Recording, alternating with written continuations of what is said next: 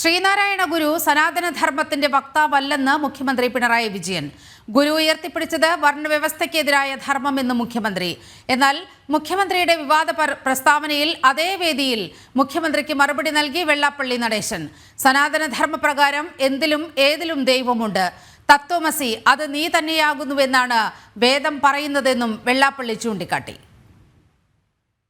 സനാതനധർമ്മത്തിന്റെ വക്താവും പ്രയോക്താവുമായി ശ്രീനാരായണ ഗുരുവിനെ സ്ഥാപിക്കാനുള്ള സംഘടിതമായ ശ്രമം നടക്കുന്നുണ്ട്.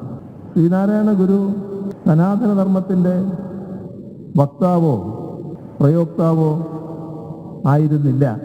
മറിച്ച് ആ ധർമ്മത്തെ ഉടച്ചു വാർത്ത് പുതിയ കാലത്തിനായുള്ള ഒരു നവയുഗ ധർമ്മത്തെ വിളംബരം ചെയ്ത സന്യാസി വര്യനായിരുന്നു.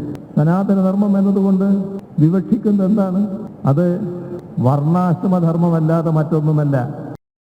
മറ്റേതൊരു മൂർത്തിക്കും പോലെ തന്നെ നമ്മുടെ ആരാധനാമൂർത്തിയാണ് ശ്രീനാരായണ ഗുരുദേവൻ.